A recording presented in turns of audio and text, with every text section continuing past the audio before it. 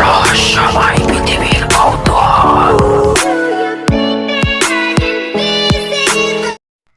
Hello my dear listener, welcome back again রহস্যময় পৃথিবীর কৌতূহল। আশা করছি আপনারা সকলেই ভালো আছেন, সুস্থ আছেন। তো আজকে একটি কালো জাদুর ঘটনা আপনাদের মাঝে আমি তুলে ধরবো। আর ঘটনাটি যে জিনটি করেছেন সেই জিনটির নাম হচ্ছে লামিয়া। আর ওর নাম যেটা আমি ঘটনার মাঝখানে আপনাদের মাঝে তুলে ধরবো। তো লামিয়া নামক সেই অকৃত্যকর ভৌতিক ঘটনার ভিডিওটি অবশ্যই দেখে ভালো লাগলে কমেন্টে লিখে জানাবেন। তো বেশি কথা না বাড়িয়ে সুন্দর করে পুরো ভিডিওটা স্কিপ না করে শুনতে থাকুন, অনুভব করুন, আপনার ভালো লাগবে। বিকেল 4:10। জাহানারা বেগম ড্রয়িং রুমের লাগানো বড় বইটার দিকে আবারও একবার তাকালেন। জুহি কিছুক্ষণ হলো স্কুল থেকে বাড়ি ফিরেছে। আজ তাকে অনেক খুশি খুশি দেখাচ্ছে। আর সব দিন মুখ বোতা করে স্কুল থেকে বাড়ি ফিরে। জাহানারা বেগম আজকে মেয়ের আনন্দের কারণ জানতে চাইলে জুহি কিছুটা চিন্তায় পড়ে যায়, যেন তার মুখ থেকে আনন্দের সমস্ত ছাপটা কেউ কেড়ে নিয়েছে। রান্নাঘরে এভাবে কিছুক্ষণ দাঁড়িয়ে থেকে জুহি নিজের ঘরে যাওয়ার জন্য উদ্যত হয়। তখন ওই মায়ের কণ্ঠ। জাহানারা বেগম জুহিকে ডাকছেন। তার আওয়াজ শুনে জুহি সিঁড়ির কাছে গিয়েই থেমে যায়। তারপর আবার ফিরে এসে বলে, মা, ডেকেছো আমায়? জাহানারা বেগম রাগী গলায় বললেন, তোকে ডেকেছি না, তবে কি এই ঘরে অন্য কেউ আছে যে তাকে ডাকবো? জুহির বয়স 8 বছর, তবুও তার বুদ্ধি এবং স্মৃতিশক্তি যথেষ্ট ভালো। জুহি আর কোনো কথা বাড়ালো না। সে মাকে অনেক ভয় পায়। এমনিতে মা এমন না, জুহিকে খুব আদর করে, শুধু মাঝে মধ্যে মায়ের যে কি হয় জুহি সেটা বুঝতে পারে না। আজও তিনি রেগে গিয়েছেন। জুহি চুপ করে দাঁড়িয়ে আছে মায়ের সামনে। জাহানারা বেগম জুহিকে জিজ্ঞেস করলেন, তোর হাতে ওটা কি? মায়ের এই প্রশ্ন বাক্য শুনে জুহি থতমত খেয়ে যায়। সে বুঝতে পারে না যে মাকে কিভাবে কি বুঝাতে পারলো তার হাত থেকে কিছু আছে। তারপর ভীতি জড়ানো কাপা গলায় জুহি মাকে বলল, কিছু না মা, ও কিছু না। কি লুকাচ্ছিস দেখি? ফের মায়ের অগ্নিকণ্ঠ শুনে জুহি তার হাতের পিছনে নিয়ে পরনে থাকা জিন্স প্যান্টের পকেট থেকে কিছু একটা লুকাতে চায়। কিন্তু অমন সর্বব্যাপী মায়ের সামনে কি আর কিছু ফাঁকি দেওয়া যায়? তিনি আবারও মেয়েকে বললেন, বের কর বলছি। ভয়ে জুহির গলা শুকিয়ে যাচ্ছে। হয়তো এটা জাহানারা বেগম বুঝতে পারলেন, তাই তিনি টেবিলে থাকা জগ থেকে এক গ্লাস পানি ঢেলে মেয়ের দিকে এগিয়ে দিয়ে বললেন, নে ধর। জুহি মায়ের হাতের থেকে গ্লাসটা হাতে নিয়ে ডক ডক করে সমস্ত পানি খেয়ে ফেলল। তারপর কাপা কাপা হাতে পিছনের পকেট থেকে একটা অদ্ভুত রকমের নেকলেস বের করে দেয়, মায়ের হাতে দিয়ে চুপ করে রইল। নেকলেসটা সাদা আর কালো পাথর দিয়ে তৈরি করা, সাথে অনেকগুলো লাল আর কালো সুতো বাঁধা। হঠাৎ জাহানারা বেগমের দৃষ্টি গিয়ে আটকায় নেকলেসটার লকেটের দিকে। তাতে একটা ছাগলের প্রতিকৃতি আঁকা দেখে প্রায় তিনি তার উপর অজানা ভাষায় কিছু একটা লেখা আছে, কিন্তু অস্পষ্ট লেখা। সেই লেখা সেগুলো বোঝা দুষ্কর। তিনি এটা দেখে ভয় পেয়ে যান এবং সঙ্গে সঙ্গে জুহিকে জিজ্ঞেস করলেন, এটা কোথায় পেয়েছিস তুই? জুহি মায়ের অগ্নি দৃষ্টি দেখে আর কিছু গোপন করতে পারেনি, তাই ভয়ে সব সত্য কথা বলে দেয়। জুহি বলল, এটা সে স্কুল থেকে বাড়ি ফেরার পথে রাস্তায় কুড়িয়ে পেয়েছে। এটা শুনে জাহানারা বেগম মেয়ের পিঠে এক কিল বসিয়ে দিয়ে চেঁচিয়ে বলে উঠে, তোকে না কতবার বলেছি রাস্তায় কিছু পড়ে থাকতে দেখলে সেটা না ধরার জন্য। তারপর নিজের 8 বছরের মেয়েকে মারার জন্য তিনি নিজেই উত্তপ্ত বোধ করলেন। অন্যদিকে জুহি কিল খেয়ে কান্না আর ধরে রাখতে পারেনি, তাই সামনে কান্না করে যাচ্ছে কিল খাওয়ার পর থেকে। জাহানারা বেগম তাই মেয়েকে আর কিছু বললেন না। নেকলেসটা রান্নাঘরে জানালা দিয়ে বাহিরে ময়লার স্তূপের মধ্যে কোথাও একটা ছুঁড়ে ফেলে দিলেন। তারপর রাত 2:30টার দিকে জুহি ভয়ানক একটা স্বপ্ন দেখে চিৎকার দিয়ে ওঠে, বিছানায় বসে কাঁদতে থাকে। জাহানারা বেগম তার মেয়েকে বুকে জড়িয়ে শান্ত স্বরে জিজ্ঞেস করলে, কিরে, অমন চিৎকার দিয়ে উঠলি কেন? যে কোনো খারাপ স্বপ্ন দেখেছিস? জুহি তখন শক্ত করে তার মাকে জড়িয়ে ধরে বলেছে, মা, আমি একটা লম্বা চুলওয়ালা মহিলাকে দেখলাম যার চোখগুলো রক্ত লাল, আমাকে সে ধরে নিয়ে যাচ্ছে। মেয়ের কথা শুনে জাহানারা বেগম কিছুক্ষণ চুপ করে থেকে বললেন, ও কিছু না, বাজে স্বপ্ন দেখেছিস, শুয়ে পড়। তারপর তিনি জুহিকে বিছানায় শুয়ে কিছুক্ষণের জন্য ওয়াশরুমে গেলেন, কিন্তু ফিরে এসে দেখে জুহি অচেতন অবস্থায় মেঝেতে পড়ে আছে। তিনি এটা দেখে খুব ভয় পেয়ে যায়। এমনিতে তিনি সাহসী একজন মহিলা, কিন্তু জিনভূতে তার অনেক ভয়, যার জন্য তিনি মেয়েকে সবসময় সতর্ক থাকার উপদেশ এবং সাবধানে চলাফেরা করার জন্য বলেন। কারণ 2 বছর আগেই জুহির বাবা প্রাইভেট কারে সিগন্যাল অপেক্ষা করে পাশ কাটিয়ে যাওয়ার সময় একটা বড় ট্রাকের সাথে দুর্ঘটনায় ঘটে মারা যায়। যখন এই খবর জাহানারা বেগমের কানে পৌঁছায়, তখন তিনি উন্মাদের মতো দৌড়ে যায় হাসপাতালে, কিন্তু শেষ রক্ষা হয় না। ডাক্তার জানিয়ে দেয় স্পটেই তার মৃত্যু হয়েছে। তখন থেকেই তিনি মানসিক সমস্যায় ভোগেন, তা যার জন্য তার মেজাজ খিটখিটে থাকে এবং তিনি মেয়েকে মাঝে মধ্যে সাধারণ বিষয়ে নিয়েও বকাঝকা করেন। জাহানারা বেগমের একটাই মেয়ে, যদি জুহি কোনো সমস্যায় পড়ে তবে তিনি স্থির থাকতে পারেন না।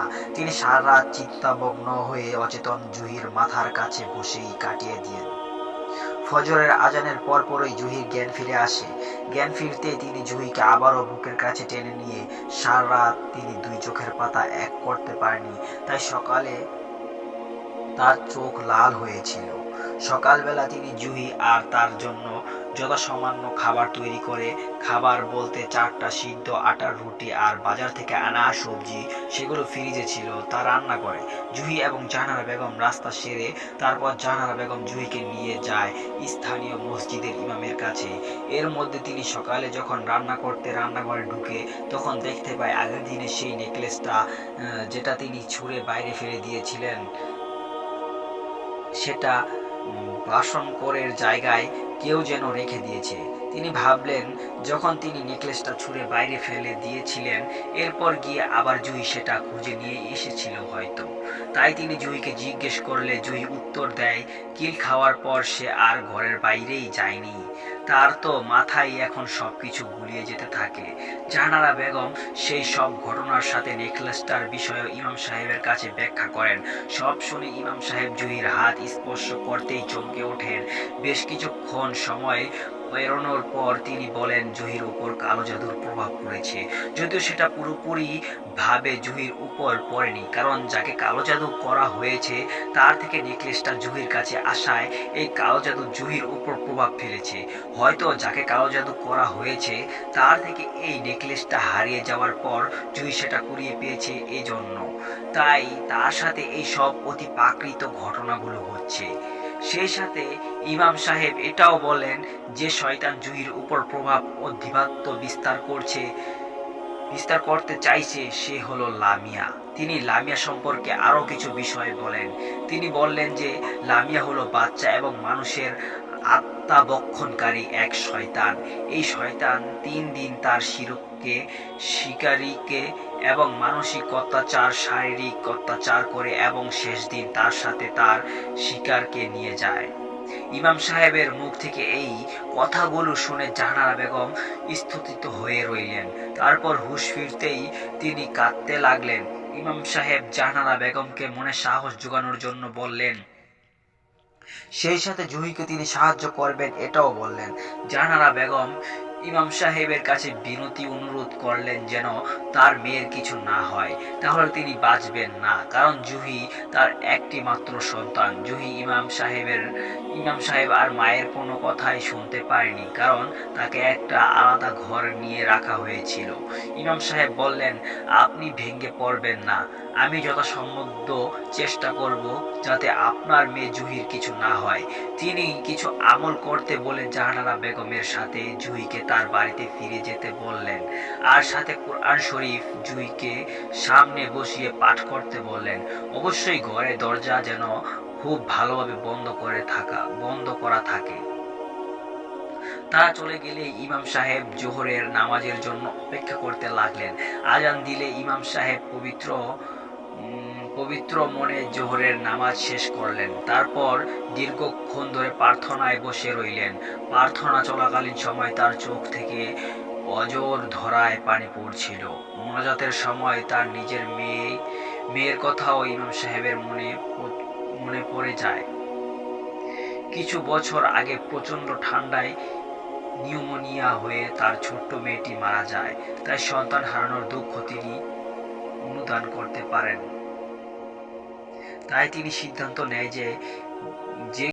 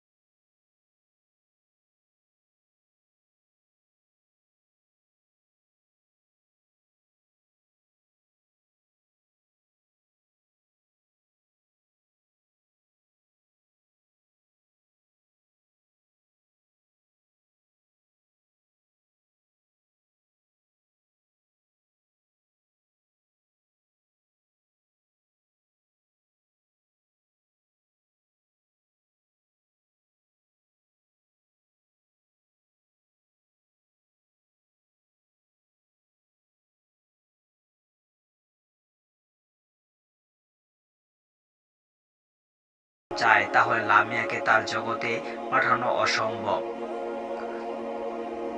মিউচুয়াল শুরুর আগেই জুহির 2 পা এবং একটা হাত বেঁধে দেয়। অন্য হাতটি বানমুক্ত রাখা হয় যাতে জুহির উপর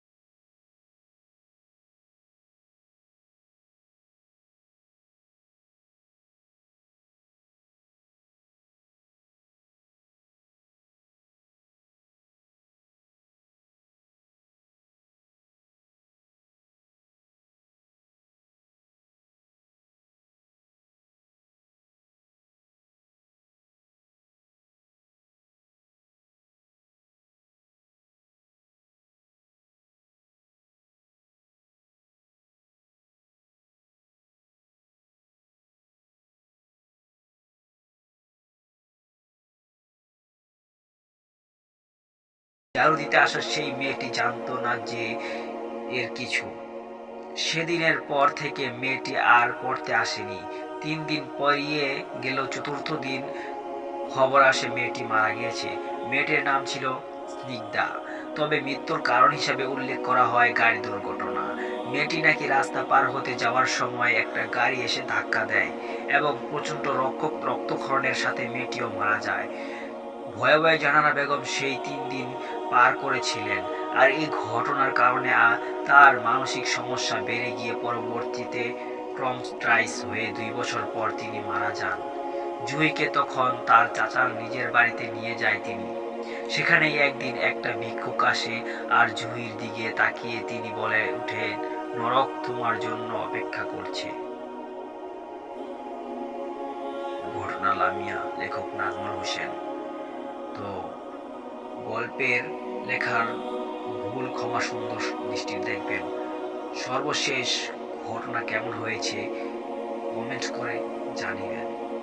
তো এই ঘটনাটি আপনাদের কাছে কেমন লাগলো মাই ডিয়ার লিসেনার, অবশ্যই এই ভিডিওর কমেন্টে জানাবেন। আরও আপনারা এরকম ভয়ভীতিকর ঘটনা চান কিনা সেটাও জানাবেন। তো দেখা হচ্ছে পরবর্তী এমনই ভয়ঙ্কর ভয়ভীতিকর দুর্লভ সাহসিকতার কালো জাদুর এবং অন্যান্য বিভিন্ন টাইপের ঘটনা নিয়ে আসার চেষ্টা করব। তো সকলেই ভালো থাকবেন, সুস্থ থাকবেন, নিজের খেয়াল রাখবেন। তো ততক্ষণ অপেক্ষা করুন, দেখা হচ্ছে পরবর্তী একটি ভয়ঙ্কর ভিডিও নিয়ে। আল্লাহ হাফেজ।